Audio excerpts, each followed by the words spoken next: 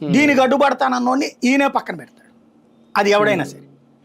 కాబట్టి అన్ని చేయగలిగాడు. లేకపోతే 30 లక్షలు ఇల్లు ఇవ్వడమా, 22 రద్దు చేయడమా, ఎవడు చేస్తాడు?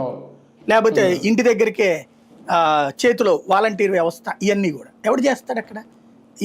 సచివాలయ ఉద్యోగాలు, లేకపోతే మన ఏరియాలోని మెడికల్ హాస్పిటల్, ఇవన్నీ ఎందుకు వచ్చినాయి? ఇవన్నీ అంటే జనం దగ్గర ముద్రేసుకోవాలనే మెంటాలిటీ ఇతంది.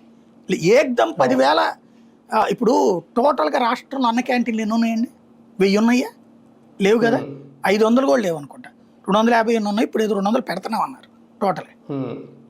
దాని గురించి ఎంత ప్రచారం ఉంది ఈ 10 ఏళ్లలో, ఈ 12 ఏళ్లలో?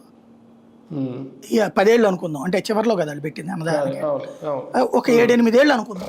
విపరీత ప్రచారం ఉంది కదా. ఇప్పటికి కూడా రాష్ట్రంలో ప్రజలందరూ అన్న క్యాంటీన్లోనే అన్నం తింటున్నారు, అంత ప్రచారం ఉంది కదా. అలాంటిది 10,000 బిల్డింగులు సచివాలయాలు, 10,000 బిల్డింగులు రైతు భరోసా కేంద్రాలు, 22,000 స్కూళ్ళు నాడు నేడు కింద. ఇవన్నీ ఏ కేటగిరీ కిందకి వెళ్ళాలా? ఏ స్థాయిలో ఉంటుంది? అదే తెలుగుదేశం చేసి ఉంటే ఈ ప్రచారాలన్నీ కూడా. ఇతనికి ప్రచారం మీదన ఎప్పుడు ఇది ఉండదు. ఇప్పుడు ఇవాళ తెలుగుదేశం కోసం ఒక 500-1000 యూట్యూబ్లు కానీ డిజిటల్ ప్లాట్ఫారాలు కానీ పనిచేస్తాయి. జీతాలు ఇచ్చి రిపోర్టరు ఆ డిజిగ్నేషన్తో స్టాఫ్ ఉన్నారు గవర్నమెంట్లో. ఇప్పుడు ఇతను పెట్టాడు అట్లాగా.